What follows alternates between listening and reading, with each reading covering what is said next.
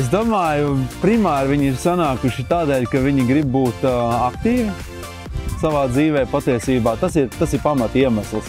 Tur apakšā, protams, ir šī te vēlme skriet Jelgavas pusmaratonu un visdrīzāk noskriet viņu pietiekami forši un kvalitatīvi un baudāmi. Bet es domāju, ka tas dziļāk, tiešām tā dziļākā viņu vēlme ir ne jau tikai tas pusmaratons, bet patiesībā būt arī ikdienā, kļūt aktīvākiem, iepazīt vairāk šo te sporta dzīvi un uzzināt arī no tās skriešanas to otru pusi, kad bez skriešanas ir arī daudz kas cits, lai tu kļūtu stiprāks, veselīgāks un spēcīgāks patiesībā. Nu redz, man jau sejā neviens nav pateicis neko sliktu. Tā ka es varu teikt, ka es dzirdu tikai labus vārdus un cilvēki neatnāk vienreiz un nepazūd, bet patiesībā es viņus redzu šeit regulāri.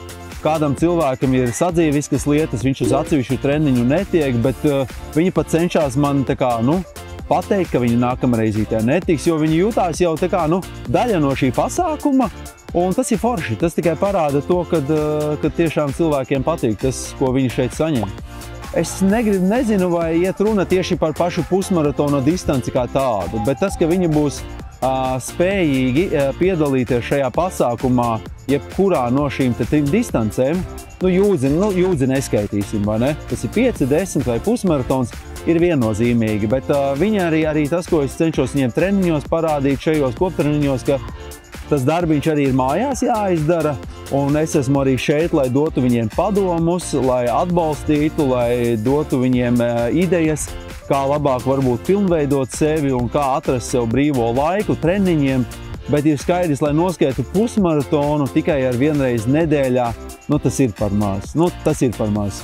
Patiesībā tas plāns, ko es gatavoju, viņš nav vienkārši patiesībā tāds kaut kas no zila gaisa. Tas plāns ir tiešām sastādīts ar mērķi, lai viņi attīstītu savas gan bāzes, gan savu aerobo bāzīti, gan lai strādātu pie intervālu treniņiem, gan tur iekšā ir vingrošana.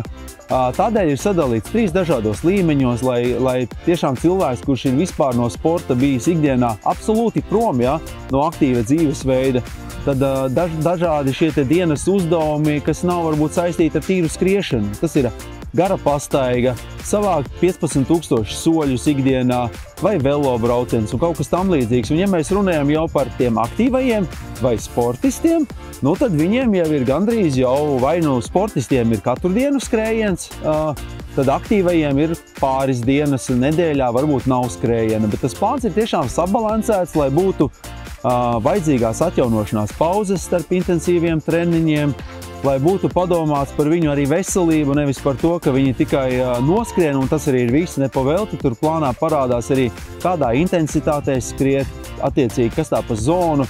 Skaidrs, ka daudzi nelieto pulsa jostiņas, tas nozīmē, ka vismaz kaut kā mēģināt viņiem ar šiem te paskaidrojumiem tekstiem saprast, ko tad nozīmē viegli.